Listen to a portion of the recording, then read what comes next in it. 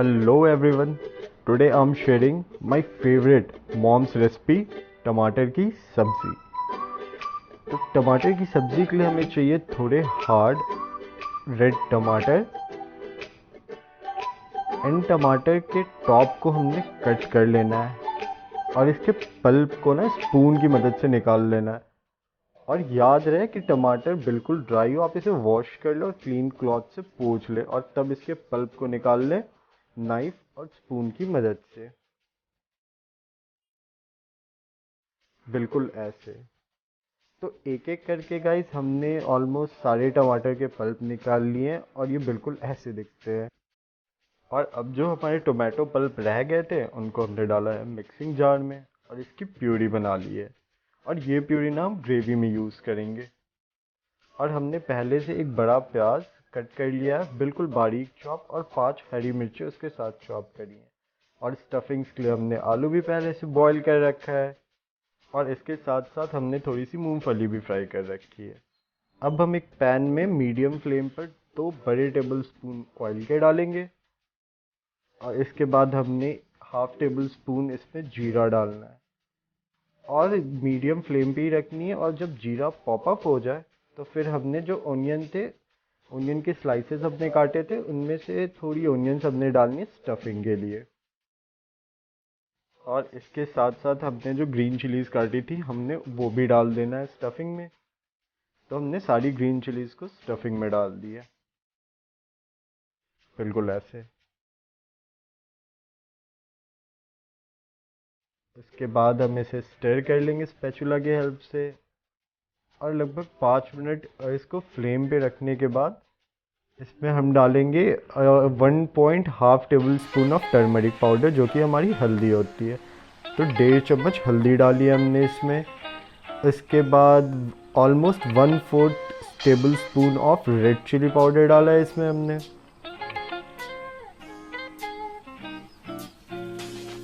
इसके बाद 1/4 tablespoon of ginger, chopped ginger, and 1/4 tablespoon of chopped garlic डाली है हमने इसमें। इसके बाद 1/4 टेबल स्पून ऑफ धनिया पाउडर,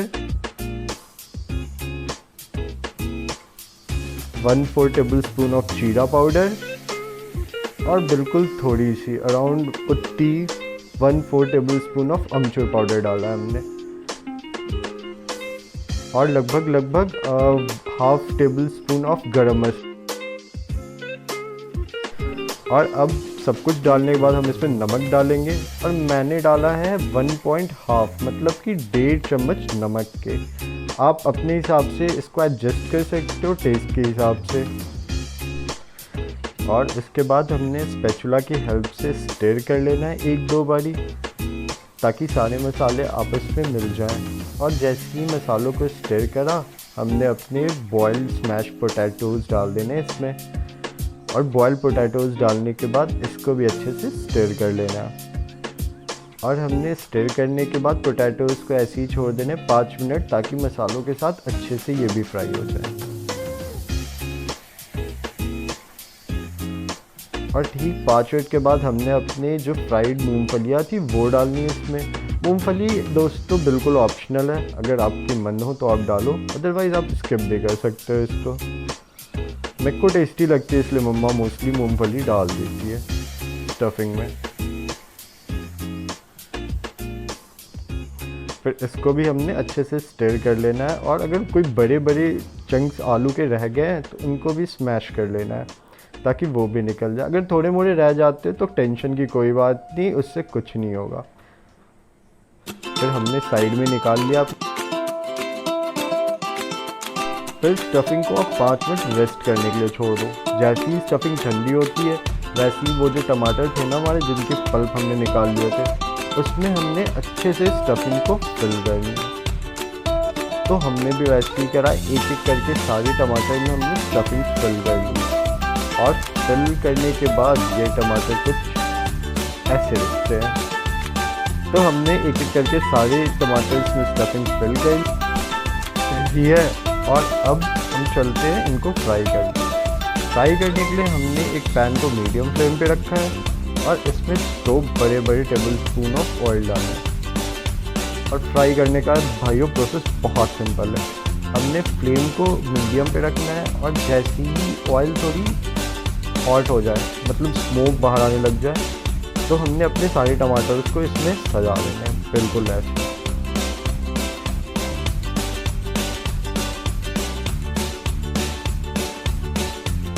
तो हमने एक एक करके अपने सारे टमाटरों को फ्राई होने के लिए पैन पे सजा दिया है। अब हम थोड़ी देर वेट करेंगे लिड डाल के, और अगर 5 मिनट के बाद हम देखें तो हमारे टमाटर एक तरफ से बिल्कुल सिक जाएंगे। तो अब हमें इसको टर्न करना और दूसरी तरफ सेक लेना है। तो हमने सारे टमाटर जो एक तरफ सिक गए थे उन्हें दूसरी साइड टर्न कर दिया, और हम अब लिड डालकर इनको सिकने देंगे बिल्कुल 2 से 3 मिनट के लिए। और अब हमारे टमाटर हर साइड से सिक चुके हैं और हम इन्हें एक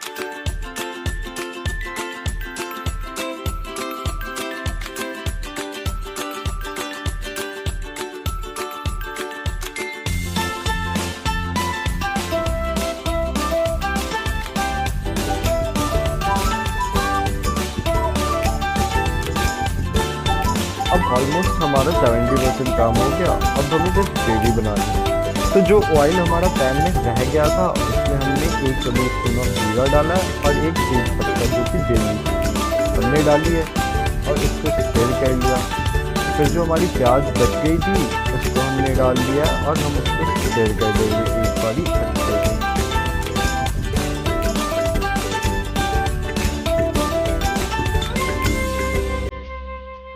और प्याज को स्टिर करने के बाद हमने 5 मिनट छोड़ दिया, और 5 मिनट के बाद एक शिमला मिर्च भी भाइयों ऑप्शनल है, अगर मर्जी आपकी तो आप डाल सकते हो।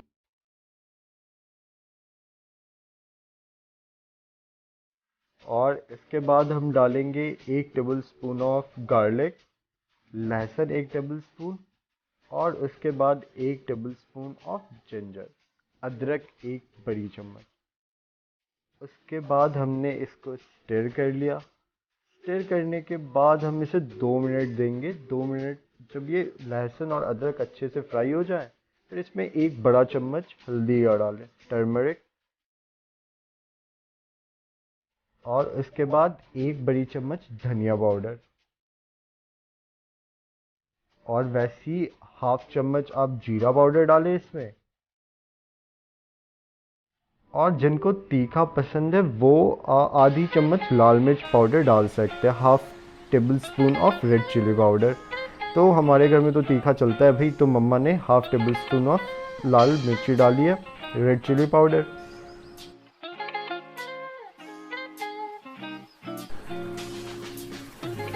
उसके बाद आप इसमें डालें 1½ स्पून ऑफ गरम मसाला, 1.5 चम्मच गरम मसाला। और उसके बाद मोस्ट इम्पॉर्टेंट गाइस, जो हमने प्यूरी बनाई थी टमाटर की पल्प की, अब हम उसको डाल देंगे इस ग्रेवी में। और ट्रस्ट मी गाइस, इससे ग्रेवी का टेक्सचर बहुत लाजवाब आता है और टेस्ट भी बहुत शानदार होता है। और उसको इन्हेंस करने के लिए हमने डाला है 1.5 चम्मच नमक की, क्योंकि जब आपको तो पता ही, जब टमाटर डालो तो फिर नमक तो आता ही आता है। इसके बाद कश्मीरी मिर्च डालिए ½ चम्मच कलर के लिए। कश्मीरी मिर्च भी गाइस ऑप्शनल है, मर्जी आपको, अगर आपको कलर चाहिए तो आप कश्मीरी मिर्च डालो, नहीं तो आप कश्मीरी मिर्च को स्किप कर सकते हो। उसके बाद हम मीडियम फ्लेम पे मसालों को स्टिर करेंगे फॉर 10 मिनट, और 10 मिनट के बाद हमारे मसाले कुछ 50% कुक हो जाएंगे और बिल्कुल ऐसे दिखेंगे। ये देख रहे हो ना आप, कहीं कहीं साइड में और सेंटर में आपको ऑयल दिख रही है, इसका मतलब मसाले हमारे 50% कुक हो चुके हैं।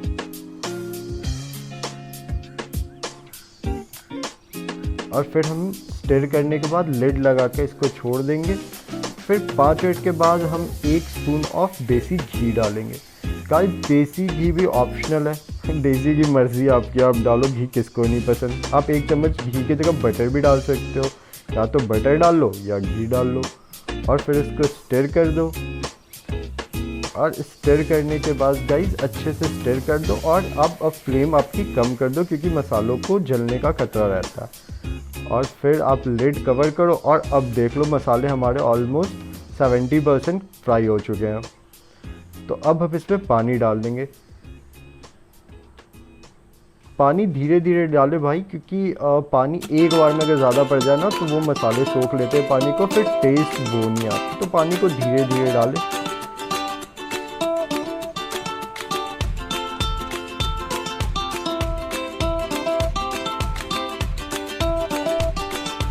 अब हमने स्पैचुला से इसे अच्छे से शेक कर लिया और एक बॉयल लिड डालकर बस एक बॉयल का वेट करें। और जैसे ही बॉयल आ जाए, जो हमारे फ्राइड टमाटोज़ हैं उनको अच्छे से आप पैन में डाल दें और थोड़ी जेंटली डालें, क्योंकि टमाटोज़ हमारे सॉफ्ट होते हैं। हमारे टमाटर सॉफ्ट होते हैं तो उनको थोड़ी जेंटली पैन में डाल दें। और टमाटर को डालने के बाद लिड डाल दें और इसे बिल्कुल 10 मिनट के लिए कवर करके बिल्कुल मीडियम फ्लेम पे छोड़ दें। और उसके बाद 10 मिनट के बाद ये बिल्कुल ऐसे दिखेंगे। लग रहा है ना बहुत टेस्टी। सच्ची गाइस मेरी फेवरेट सब्जी है टमाटर की, और सच में जितने प्यारे दिख रहे हैं बिल्कुल वैसे ही टेस्ट होता है।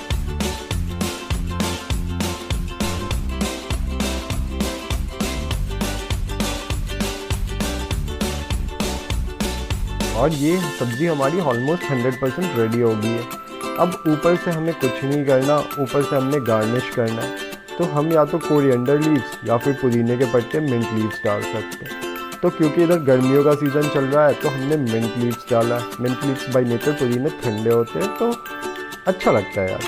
और आप लोग भी हमारे साथ अपनी रेसिपी शेयर करें, क्योंकि कोविड टाइम में I prefer stay home stay fit. और लग रही है ना सब्ज़ी बहुत tasty. Thank you for watching. जय हिंद, जय भारत।